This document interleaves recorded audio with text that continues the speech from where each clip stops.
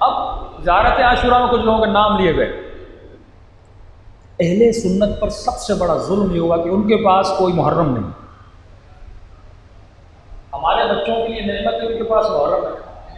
ایک مولانا، پھر دوسرا مولانا، پھر تیسرا مولانا.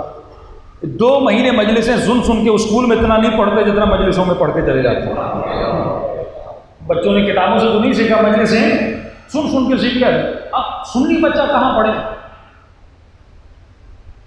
ان کے مولوی بھی طاہر اشرفی جیسے، تھوڑے بہت اللہ نے اچھے مولانا طارق جمیل جیسے یا محمد علی انجینئر جیسے، مولانا اسحاق جیسے علماء ملے جنہوں نے اہل سنت کی فکر، وہ بھی انٹرنیٹ کے آنے کے بعد. مولانا اسحاق فیصل آباد میں ان کی کلپس کیسے سنے، اب نیٹ پہ جوان سنتا، اس کی تھوڑی بہت فکر بیدار ہوتی. انہی مجلسوں سے ہم نے کئی جوانوں کو فیصلہ پر 7 جوان صرف مولا کا ایک خطبہ میں نے پڑھا تھا، 7 کے ساتھ شیعہ ہوئے.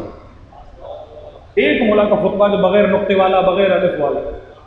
میں نے کہا یہ تو علمیت کی بات ہے کہ علی ممبر پہ بیٹھے بیٹھے، تیاری نہیں کی تھی مولا نے ان مولویوں کی طرح. ممبر پہ بیٹھے بیٹھے علی نے ایسا خطبہ دیا جس میں نقطہ ہی نہیں تھا.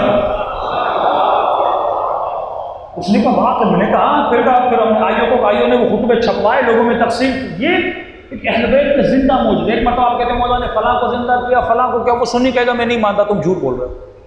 ایک مرتبہ خطبہ لے کر دیتے ہو، بھائی یہ علی کے 3-4 خطبے ہیں کہ مولا کے خطبے میں ایک نقطہ نہیں، مولا کے خطبے میں الف نہیں.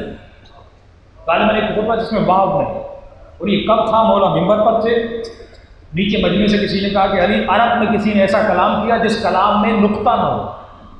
یعنی آپ مجھے کہیں مولانا 2 منٹ بولیے اس میں نقطہ نہ ہو. اب میں کہوں گا 2 نقطے آ گئے میں کیسے بولوں، کیسے میں 2 نقطے آ گئے، کتنا مشکل ہے، مجھے سوچنا پڑے گا. تو ایران میں میاں بیوی تھے، دونوں نے لٹریچر میں پی ایچ ڈی کی تھی.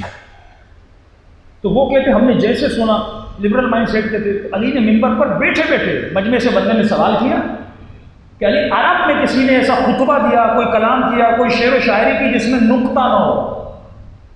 تو مولانا کا کیا تو نہیں، پر علی مجھے سنا دے گا. اور ایک لائن نہیں، عجیب جس میں معارف میں کبھی کبھی آپ ایسے الفاظ بولتے ہیں، کوئی فائدے مند الفاظ، پورے معارف سے بھرا ہوا خطبہ مولا علی کا مولا نے دینا شروع کیا اور اس میں نقطہ دینا.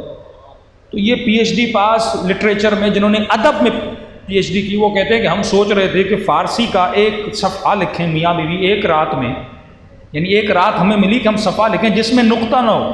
کیونکہ دونوں سوچ کے تھکے، ایک صفحہ نہیں لکھ سکے. علی نے ممبر پہ بیٹھے بیٹھے بغیر سوچے ایسا کلام کیا. فرمایا پھر ہمیں یقین ہو گیا علی نے علم دنیا سے حاصل نہیں کیا، علم لدنی کا.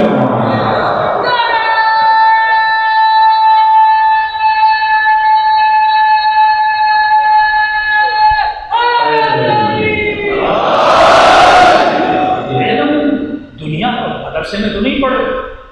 جوان چیلنج کرے، بھائی ہمارے 12 امام ہیں، آپ بتاؤ ہمارا کوئی بھی امام کسی دنیا کے مدرسے میں پڑھا؟ چلو زمانے مدرسے میں نہیں تھے، کوئی ہمارے کسی ایک بھی امام کا استاد دکھا لو.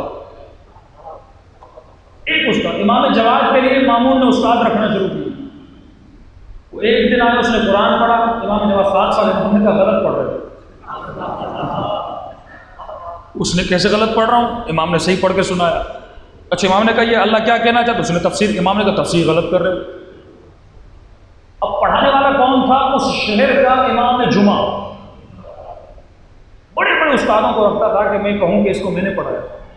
اگلے دن مامون کو کہنے لگا کہ یہ مجھ سے زیادہ پڑھا لکھا ہے، اس بچے کو میں نہیں پڑھا سکتا. عجیب روایت ہے. میں پہلا استاد رکھا، چند دن آیا اور امام نے اس کو شیعہ بنا دیا. شہر کا امام جمعہ اور جمامت کو مولا جواد نے شیعہ بنا دیا. پھر مامون نے دوسرا استاد رکھا، 4 دن وہ آیا، وہ بھی شیعہ بنا. پھر اس نے تیسرا، وہ بھی شیعہ بنا.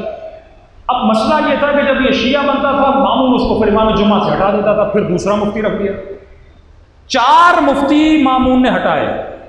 شہر کے 4 بڑے مفتیوں کو امام نے 4 دن میں شیعہ بنا دیا. اب اس نے کہا یہ میرے بس کی بات نہیں، اگر بھیجتا جاؤں گا یہ پورے شہر کو شیعہ بنا دے گا. صلوات پڑھے محمد والے.